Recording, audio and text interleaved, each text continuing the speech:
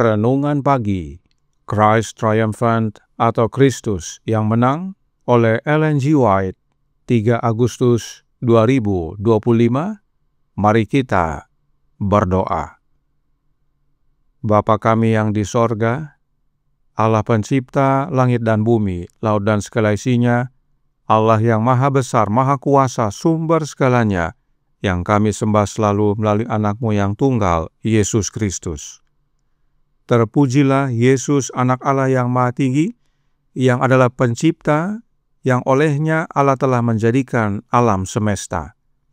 Pada pagi hari ini kami bersyukur boleh bangun dan berbakti, dan sebagaimana membaca dan mendengarkan nasihat firman-Mu, kiranya ini menjadi sukacita bagi kami semua, sebab meski Yesus yang menciptakan dunia menjadi bayi yang tak berdaya, tapi oleh karena ketidakberdayaannya, dia malah mengalahkan setan, dan kemenangan dapat menjadi bagian kami semua. Beserta kami sepanjang perbaktian ini, kehendak-Mu yang jadi, ampun kami akan dosa dan salah, karena kami berdoa hanya dalam nama anak Allah yang tunggal, Yesus Kristus, yang adalah Tuhan dan Juru Selamat kami. Amin. Renungan hari ini akan dibacakan oleh Saudara Roy Pondaah. Kepada Saudara Roy, kami persilahkan. Selamat pagi. Renungan pagi kita pada hari ini berjudul Dia yang menciptakan dunia menjadi bayi yang tak berdaya. Ayat inti terambil dari Lukas 2 ayat 40. Anak itu bertambah besar dan menjadi kuat, penuh hikmat dan kasih karunia Allah ada padanya. Kita tidak dapat memahami bagaimana Kristus menjadi seorang bayi mungil yang tak berdaya.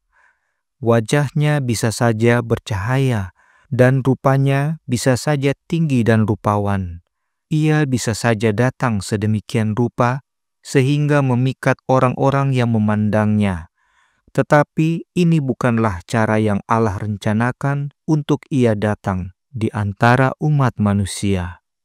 Ia harus seperti mereka yang termasuk dalam umat manusia dan ras Yahudi. Wajahnya harus seperti manusia lainnya, dan Ia tidak boleh memiliki kecantikan pribadi yang membuat orang-orang menganggapnya berbeda. Ia harus datang sebagai salah satu umat manusia dan berdiri sebagai manusia di hadapan langit dan bumi. Ia datang untuk menggantikan kita, untuk menyerahkan dirinya bagi kita, untuk membayar utang orang-orang berdosa. Ia harus menjalani kehidupan yang murni di bumi dan menunjukkan bahwa setan telah berbohong ketika ia menuntut bahwa umat manusia adalah miliknya selamanya dan bahwa Allah tidak dapat mengambil umat manusia dari tangannya. Orang-orang pertama kali melihat Kristus sebagai bayi, sebagai seorang anak.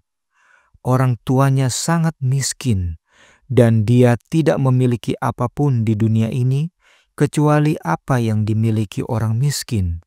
Dia melewati semua cobaan yang dilalui orang miskin dan hina, dari masa bayi hingga kanak-kanak, dari masa remaja hingga dewasa. Semakin kita merenungkan Kristus yang menjadi bayi di bumi ini, semakin menakjubkan tampaknya hal itu. Bagaimana mungkin bayi tak berdaya di palungan Betlehem tetaplah anak Allah yang ilahi? Meskipun kita tidak dapat memahaminya, kita dapat percaya bahwa Dia yang menciptakan dunia demi kita menjadi bayi yang tak berdaya. Meskipun lebih tinggi dari malaikat manapun, meskipun sama agungnya dengan Bapa di tahta sorga, Dia menjadi satu dengan kita. Di dalam Dia, Allah dan umat manusia menjadi satu. Dan dalam fakta inilah kita menemukan harapan bagi umat kita yang telah jatuh.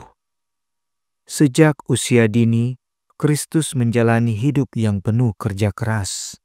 Di masa mudanya, Ia bekerja bersama ayahnya sebagai tukang kayu dan dengan demikian menunjukkan bahwa tidak ada yang perlu dipermalukan dalam bekerja. Mereka yang bermalas-malasan tidak mengikuti teladan yang telah diberikan Kristus, karena sejak masa kanak-kanaknya, Ia adalah teladan ketaatan dan ketekunan. Ia bagaikan sinar matahari yang menyenangkan di lingkungan rumah. Dengan setia dan ceria, Ia menjalankan perannya, melakukan tugas-tugas sederhana yang Dia dipanggil untuk melakukannya dalam hidupnya yang sederhana. Kristus menjadi satu dengan kita agar Ia dapat berbuat baik kepada kita. The Youth Instructor, 21 November 1895. Demikianlah bacaan renungan pagi kita pada hari ini. Tuhan Yesus memberkati. Terima kasih atas penatalainan Saudara Roy. Tuhan Yesus memberkati. Selamat pagi saudaraku dalam Tuhan. Roh Nubuat berkata dalam The Youth Instructor tanggal 21 November tahun 1865 paragraf 1 yang berbunyi, sebelum datang ke bumi, Yesus adalah Raja Agung di sorga. Ia sama agungnya dengan Allah, namun Ia begitu mengasihi orang-orang miskin di bumi ini, sehingga Ia rela menanggalkan mahkota kerajaannya, jubahnya yang indah, dan datang ke bumi ini sebagai bagian dari keluarga manusia. Dan Yesus datang bukan sebagai orang yang tinggi dan rupawan, tetapi datang sebagai bayi mungil yang tak berdaya. Mengapa Yesus harus datang sebagai bayi yang tak berdaya?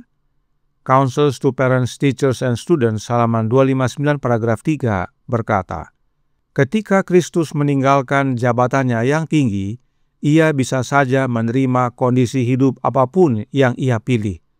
Namun, kebesaran dan kedudukan tidak berarti apa-apa baginya, dan Ia memilih jalan hidup yang paling sederhana.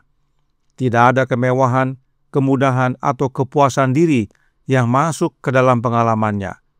Kebenaran yang berasal dari sorga akan menjadi temanya. Ia harus menabur kebenaran di dunia, dan Dia hidup sedemikian rupa sehingga dapat diakses oleh semua orang. Inilah alasannya mengapa Yesus datang ke dunia ini menjadi bayi mungil yang tak berdaya. Sebab Yesus datang untuk menabur kebenaran, dan kebenaran yang Yesus berikan harus dapat diakses oleh semua orang, mulai dari yang kecil sampai yang besar, kaya atau miskin, sekolah atau tidak sekolah. Padahal, perhatikan apa yang Roh Nubuat nyatakan berikut ini dalam The Desire of Ages halaman 49 paragraf 1. Setan di sorga telah membenci Kristus karena kedudukannya di hadapan Allah. Ia semakin membencinya ketika Ia sendiri diturunkan dari jabatannya. Ia membenci Dia yang telah berjanji untuk menebus umat manusia berdosa. Namun, ke dalam dunia di mana setan mengklaim sebagai daerah kekuasaannya, Allah mengizinkan anaknya untuk datang sebagai seorang bayi yang tak berdaya, yang tunduk pada kelemahan manusia. Ia mengizinkannya untuk menghadapi bahaya kehidupan umum setiap jiwa manusia, untuk berjuang dalam pertempuran seperti yang harus diperjuangkan setiap anak manusia, dengan resiko kegagalan dan kebinasaan kekal. Itu sebabnya Roh Nubuat berkata dalam The Desire of Ages, halaman 565 paragraf 4. Dalam memberikan Yesus, Allah memberikan seluruh sorga. Kasih Allah Bapa tak terkira bagi kita manusia yang hina. Meski ada resiko gagal dan binasa, Allah Bapa rela memberikan anaknya yang adalah seluruh sorga lahir di dunia ini sebagai bayi mungil yang tak berdaya, agar kebenaran dan keselamatan dapat menjadi bagian semua orang, serta mengalahkan setan. Itu sebabnya renungan hari ini berkata, kita tidak dapat memahami bagaimana Kristus menjadi seorang bayi mungil yang tak berdaya. Dan Christ Triumphant halaman 222 paragraf 4 berkata, semakin kita merenungkan Kristus yang menjadi bayi di bumi ini, semakin menakjubkan tampaknya hal itu. Bagaimana mungkin bayi tak berdaya di palungan Bethlehem tetaplah anak Allah yang ilahi? Meskipun kita tidak dapat memahaminya, kita dapat percaya bahwa Dia yang menciptakan dunia demi kita menjadi bayi yang tak berdaya. Meskipun lebih tinggi dari malaikat manapun, meskipun sama agungnya dengan Bapa di tahta sorga, Dia menjadi satu dengan kita. Di dalam Dia, Allah dan umat manusia menjadi satu, dan dalam fakta inilah kita menemukan harapan bagi umat kita yang telah jatuh. Meskipun kita tidak dapat memahami bagaimana Yesus Sang Pencipta menjadi bayi mungil tak berdaya, namun itulah harapan kita, manusia yang telah jatuh. Dan Yesus yang datang menjadi bayi mungil tak berdaya tersebut adalah sesungguhnya anak Allah. The Review and Herald tanggal 28 Februari tahun 1888 paragraf 2 menyatakan, Allah mengizinkan anaknya yang kekasih, yang penuh kasih karunia dan kebenaran, untuk datang dari dunia dengan kemuliaan yang tak terlukiskan ke dunia yang dikotori dan dirusak oleh dosa, dibayangi oleh bayang-bayang maut dan kutukan. Ia mengizinkannya meninggalkan pangkuan kasih-Nya, penghormatan para malaikat, untuk menanggung rasa malu, hinaan, penghinaan, kebencian, dan kematian.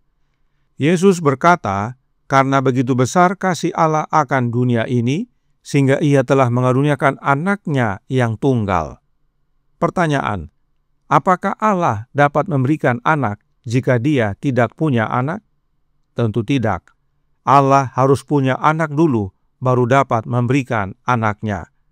Kemudian, apakah kasih yang begitu besar jika Allah mengaruniakan yang bukan anaknya atau yang bukan anak? Tentu tidak. Kalau Bapa memberikan yang bukan anaknya atau yang bukan anak, maka tidak ada pengorbanan pada Bapa, dan karenanya tidak begitu besar kasih Bapa akan kita.